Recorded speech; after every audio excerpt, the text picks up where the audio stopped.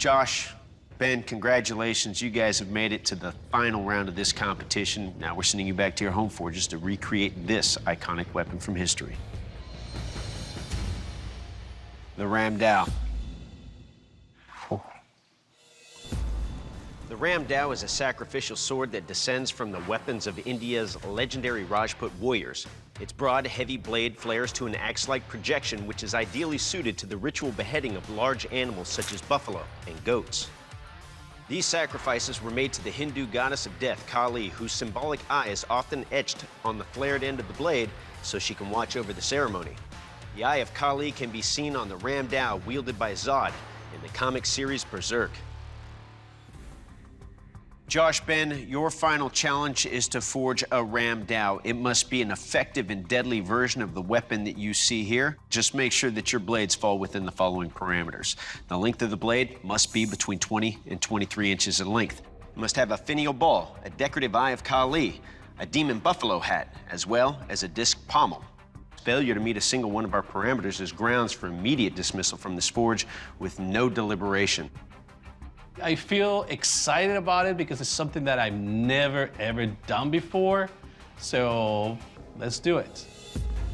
You'll have 4 days at your home forges in which to complete this challenge. At the end of those 4 days, you'll return and present your weapons to our panel of expert judges, and after they've thoroughly tested them, they'll declare one of you the Forged and Fire champion who walks out of here with a check for 10 grand.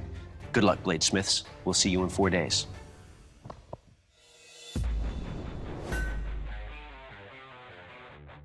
First thing I'm trying to do is have a very, very good visual of what I'm gonna be aiming for.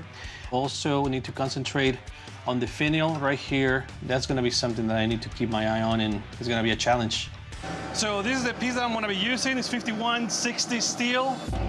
I've never really have shaped something like this before, so I figure that the easiest way for me to shape that curve is just to start using the anvil as a hammer, and it actually worked. Progress is going great. So far, we got the basic profile done. Day one is over. Let's go have dinner. This is mi abuelita, the matriarch of the family.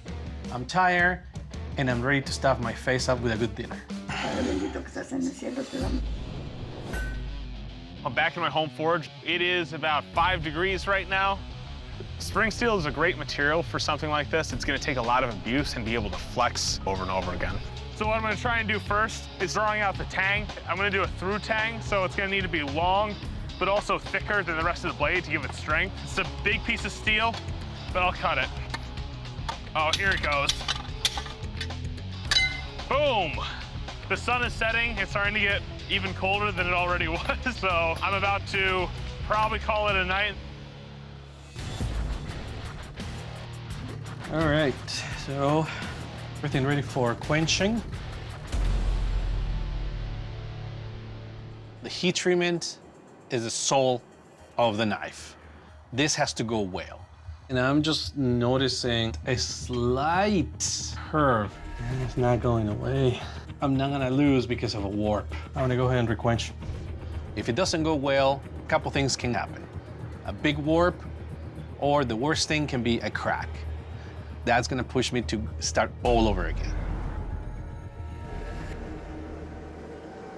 Hopefully it worked. Yeah, yeah, it's beautiful. I have it hot cut. Now I need to add the sweep to it, which is gonna be challenging. I almost forgot about the decorative finial at the top. That's kind of one of the things about being a ceremonial sacrificial sword. There's a lot of stuff on it that's decorative that serves no purpose other than for religious use, but I forget about it because I'm not used to making this stuff. Okay, the blade looks good. I've got enough material to work with. So I'm gonna go take it downstairs, start grinding. This is my homemade belt grinder. And this is how I have to start this thing.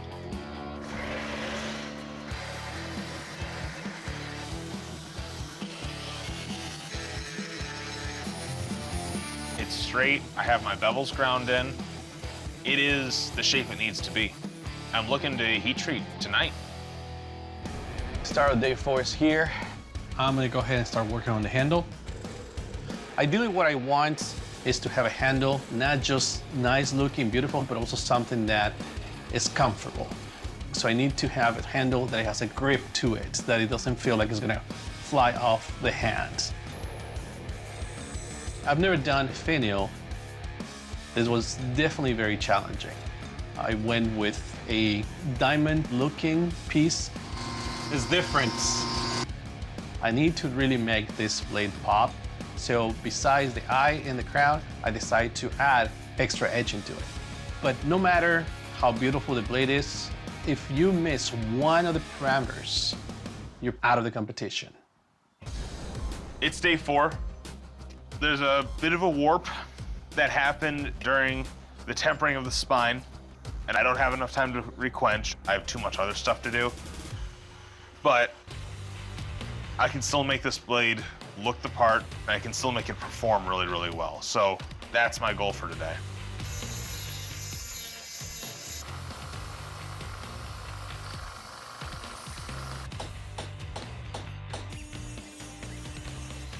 I'm just getting to work on the finial. It doesn't have to look like anything in particular. It's just kind of a knob at the end. I don't do a whole lot of engraving, so this is kind of out of my comfort zone. But after some light sanding, it's gonna be done. So I'm ready to go cut something. Whew, that's sharp. All right, bladesmiths, welcome to the kill test. Ram Dao, ram carcass. Josh, you're up first. You ready for this? Well, let's kill it again. Doug is holding my Ram Dao, and I'm just thinking, just chop that head off. Just chop it. My heart is just pumping 10,000 miles per hour, man.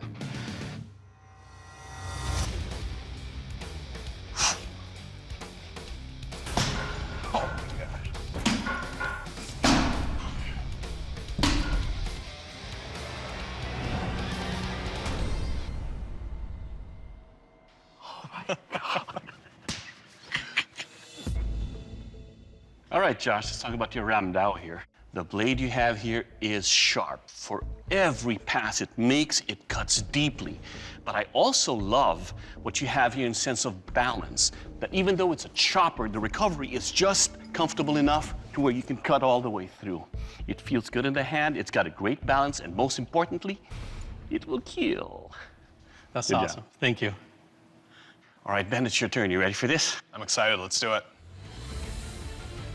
Right now, I'm really excited. I put my best work into this. Nothing's perfect, but my biggest concern is that there was a slight warp that I just really couldn't get out. So I'm really hoping that my blade outperforms Josh's in every other way so that it's a flaw that can be overlooked. Something's off about this design. It's part of the parameter, it's part of the design. At this point, I'm a bit confused. I don't know what's going on.